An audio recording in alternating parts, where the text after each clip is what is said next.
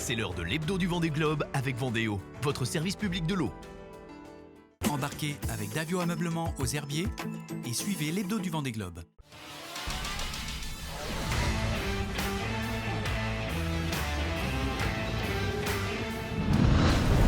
Trentième jour de course de cette 10e édition du Vendée Globe, les 38 skippers de la flotte se répartissent sur plus de 5500 milles nautiques. Alors que le leader Charlie Dalin vient de franchir la longitude du cap Lewin au sud-ouest de l'Australie, le chinois Jing Kun-Su, 37e, vient de faire son entrée dans l'océan Indien après le passage du cap de Bonne-Espérance, là où le hongrois Szabolcs Csöveröcs poursuit encore sa descente de l'Atlantique Sud. En deuxième position, week-end mouvementé sur groupe du Breuil pour le Vendéen Sébastien Simon qui a subi la casse de son foil tribord.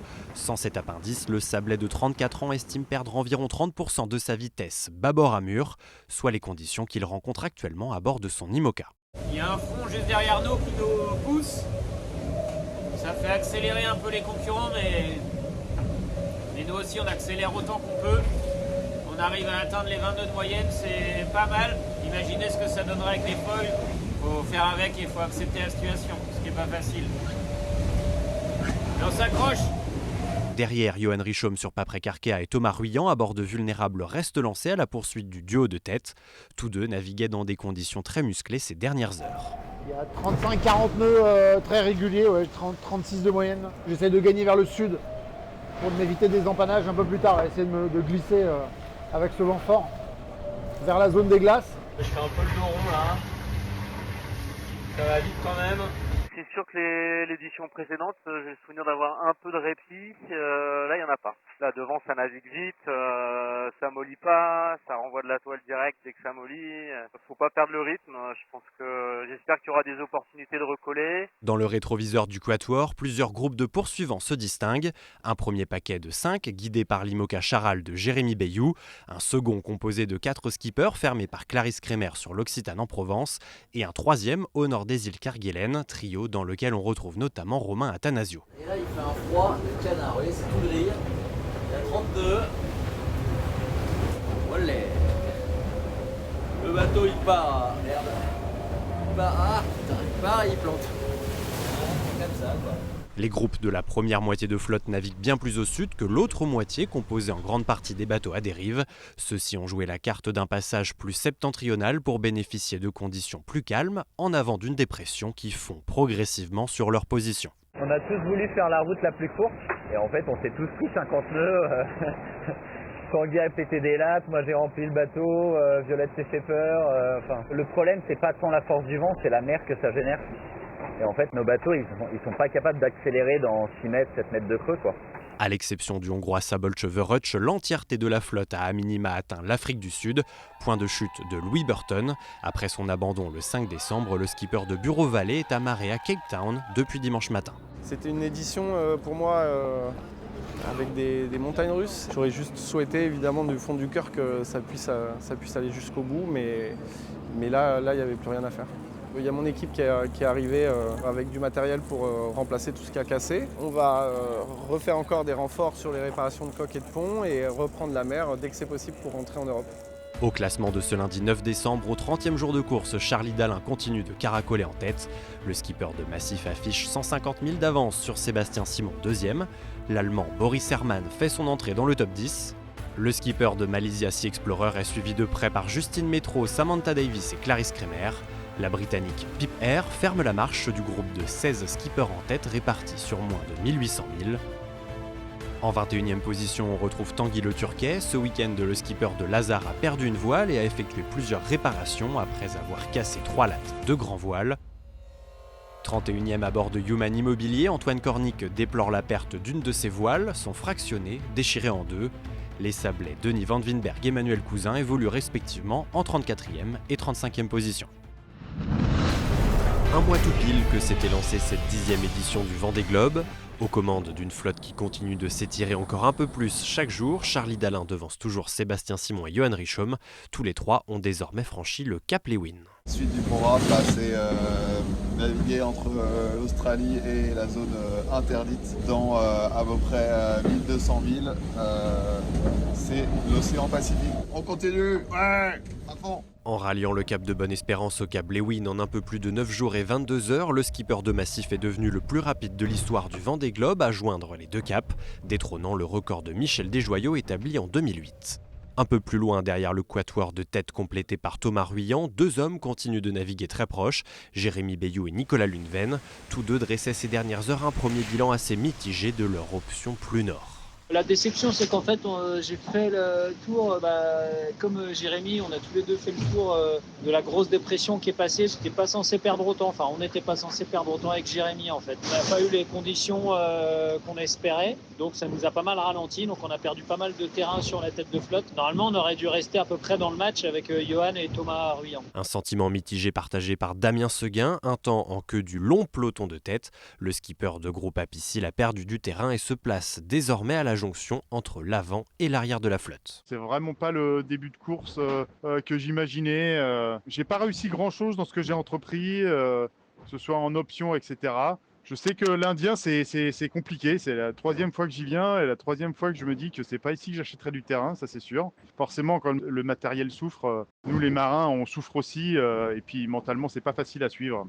L'ensemble des skippers continue de tracer son sillage dans un océan Indien où les conditions évoluent en permanence et où les dépressions se succèdent les unes aux autres. Au sud de la seconde moitié de flotte, plusieurs skippers se préparent ainsi à entrer dans le plus fort de la dépression qui les poursuit, avec des rafales attendues entre 35 et 50 nœuds. Je suis vite bloqué en fait, si vous voulez, entre la zone des glaces, donc la zone interdite, et dépression, donc je suis un peu en sandwich. Et c'est vrai que je me dis en termes de sécurité, c'est pas forcément la meilleure option. Et le bateau, il est quand même vachement malmené et j'ai mal pour lui. Donc là, je remonte gentiment. Les skippers doivent donc souvent trancher, risquer les zones de vent violents pour avancer plus vite ou bien contourner le danger avec l'obligation de rallonger sa route, une seconde option privilégiée par le Belge Denis Van Winberg. C'était un peu compliqué là, à prendre la décision de faire plein nord depuis hier parce que je savais que j'allais manger grave au niveau des 1000 parcourus. Je préfère faire ça déjà pour me mettre un peu plus au chaud par rapport aux dépressions qui passent en dessous de nous. Dans la perspective de 3-4 jours, voir ce que ça pourrait donner. Espérer toucher un anticyclone, une bordure d'anticyclone là, qui nous amènerait peut-être jusqu'à l'Australie, donc ce serait pas mal. Dernier skipper en date à avoir passé le cap de Bonne-Espérance, le chinois Jing Kun-Su commence à apprivoiser l'océan Indien.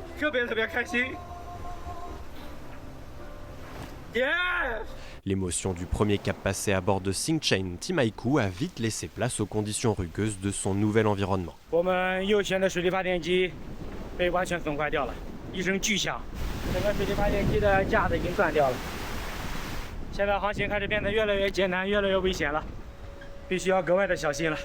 Au classement de ce 31e jour de course, le top 10 se stabilise. À bord de Vulnérable, Thomas Ruyant devrait être le prochain à franchir le cap Lewin dans la soirée de ce mardi. Dans la suite du classement, aucun changement à noter de la 11e à la 20e place. Le groupe de 4 emmené par Boris Herman et fermé par Clarisse Kremer reste très proche et se tient en 60 000. 16e, la Britannique Pip Air a constaté une fissure sur l'une des cloisons de son IMOCA. La skippeuse de Medallia devra donc prochainement effectuer une réparation en composite. À bord de Fives Group Lantana Environnement, 2 places de perdu pour Louis Duc, qui avait lui entamé des réparations ces dernières heures pour remettre en place son hook de grand voile. Violette d'Orange est 25e sur Devenir. En fin de classement, Manuel Cousin est 34e après avoir réussi à extraire des filets de pêche coincés dans la quille de son IMOCA coup de pouce. Denis Van Winberg rétrograde de 3 rangs et se classe 37e. Dans l'Atlantique Sud, le Hongrois Sabon Cheverutch ferme la marche en 38e position. Au cœur de la 5e semaine de course, la flotte continue de tracer son chemin vers l'est dans l'océan Indien. Aux avant-postes, Charlie Dalin sur Massif a légèrement accentué son avance sur ses deux poursuivants, Sébastien Simon et Johan Richomme. Ça roule bien, écoute, on est au portant là, dans 25 nœuds, donc ça avance bien. J'ai l'impression que je comble un petit peu mon retard par rapport à Seb de temps en temps. Je regarde pas les autres, donc j'ai pas d'idée. Je sais juste que demain, je passe une zone de transition. Là, il y a une petite dorsale anticyclonique. Et globalement, je pense qu'elle est un peu favorable pour ceux de devant, moi inclus. Et plutôt défavorable pour ceux de derrière. Je pense à partir de Thomas ou de Jérém, je sais pas trop. Derrière, dans des conditions plus manœuvrables, les écarts tendent à se resserrer avec le groupe de 6 skippers répartis sur 300 000 entre l'IMOCA Vulnérable de Thomas Ruyant et le maître coq de Yannick Bestaven. Je me caille un peu, ça c'est mon tuyau de chauffage. Et puis c'est toujours aussi bruyant et inconfortable. Et voilà, c'est pas simple en ce moment l'océan Indien, mais on avance dans le bon sens, ça c'est cool. Un océan marqué par le froid de ses températures et le gris de son ciel, avec une mer toujours dure et une importante houle rencontrée plus en arrière de la flotte. Là, ça enchaîne vraiment les dépressions, les passages de front, les grains. Enfin, c'est vraiment super sport. Je crois qu'il y a une semaine, je pétais la forme. J'avais eu une descente de l'Atlantique vraiment sympa, globalement assez reposante en fait. Et là, juste depuis une semaine, ça a changé d'ambiance du tout au tout. Les conditions à bord sont un peu rudes. C'est très très humide et puis il fait froid quoi. Donc voilà, je reste avec mon bonnet, etc. Je sors dehors pour manœuvrer, pour vérifier le bateau et après j'essaie de rester un peu au chaud. Le corps humain, on s'habitue à tout. Donc on est même en train de s'habituer au froid. Des conditions qui contrastent avec le répit rencontré ces dernières heures par le quatuor en embuscade derrière le groupe de tête. Un quatuor toujours emmené par Boris Herrmann le long de la zone des glaces et qui poursuit sa route, freiné ces dernières heures par une zone de molle. Pour la première fois depuis quelques jours, on a un petit peu de répit. La mer est plus trop calme, il n'y a pas trop de vent, donc on peut faire... je me suis changée pour la première fois depuis 10 jours. Le fait de savoir que tu as Boris, Sam, Justine à côté, tu te sens quand même psychologiquement beaucoup moins tout seul. Je pense que ça change, ça fait un gros plus. Et puis après, pour les comparatifs de vitesse, ça permet de te dire, je suis bien, j'ai une bonne config ou je pourrais faire mieux. Enfin, pour le côté course aussi, c'est pas mal.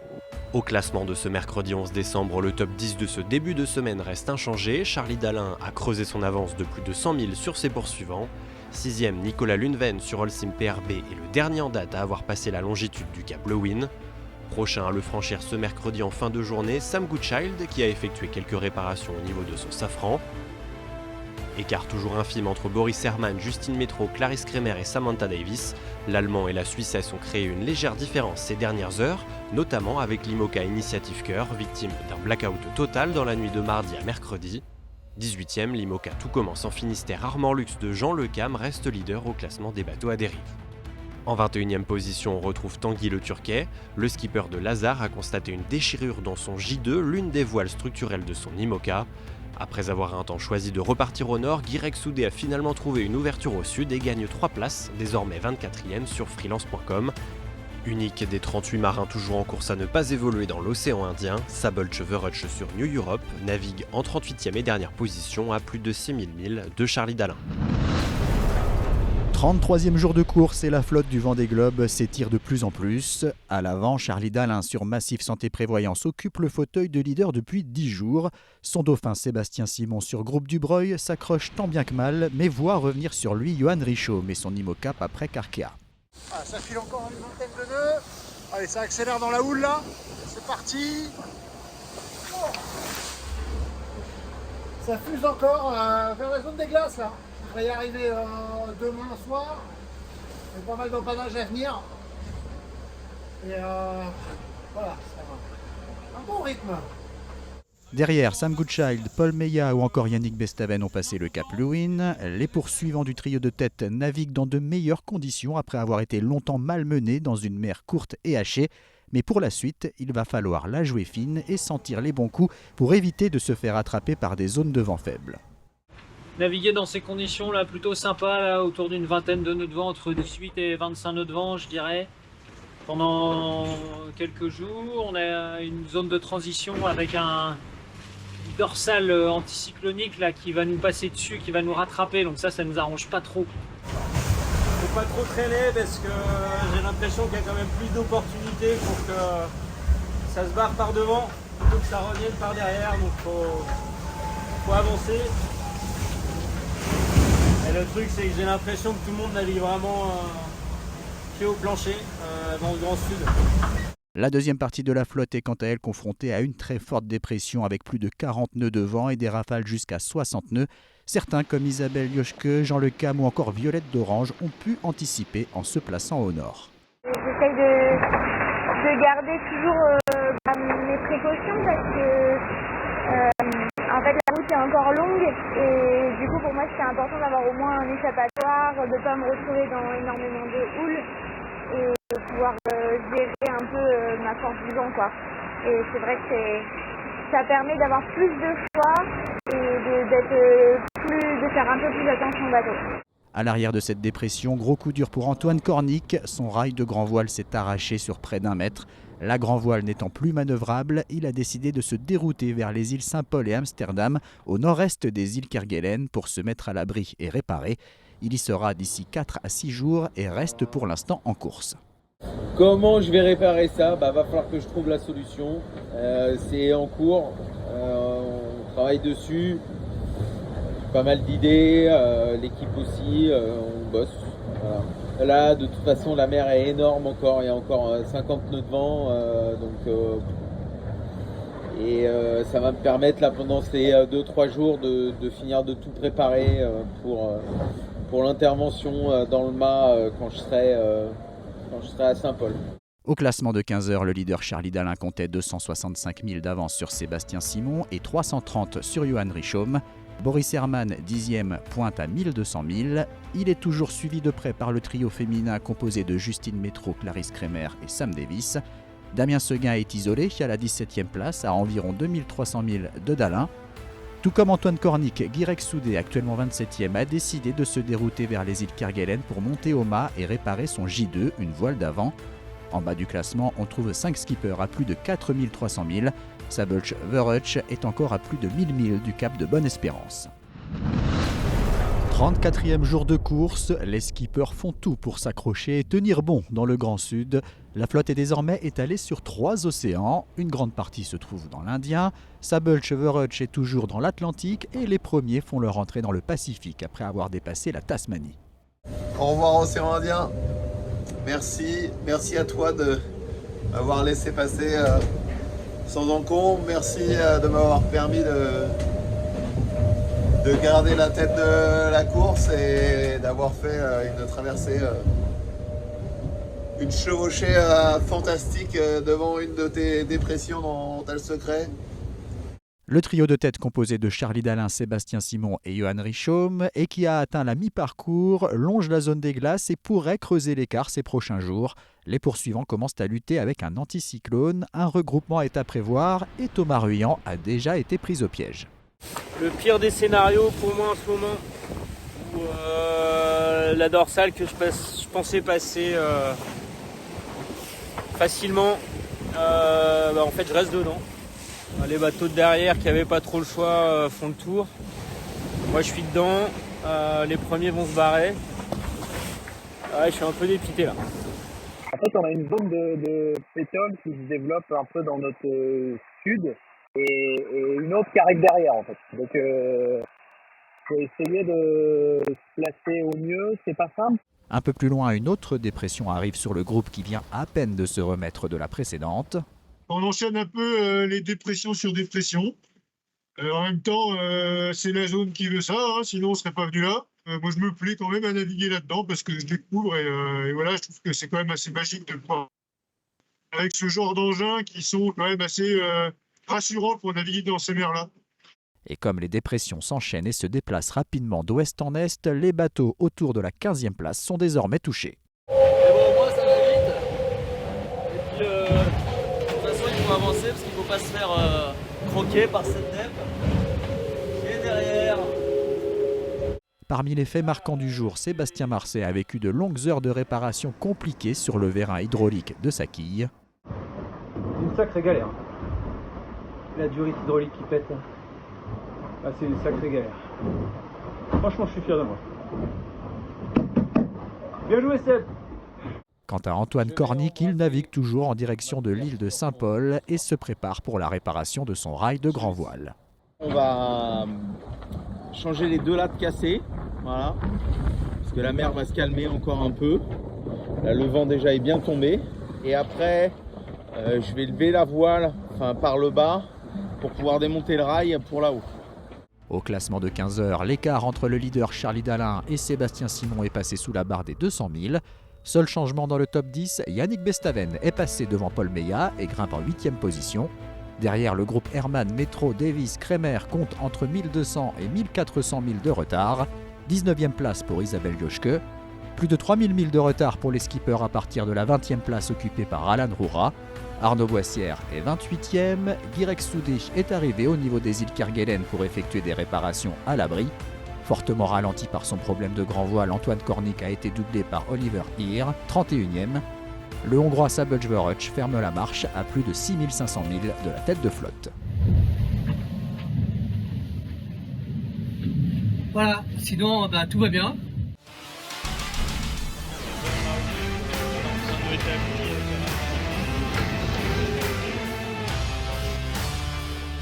C'était l'hebdo du Vendée Globe avec Davio Ameublement aux Herbiers. C'était l'hebdo du Vendée Globe avec Vendéo. Je bois l'eau de Vendée, spécialité pour marins d'eau douce.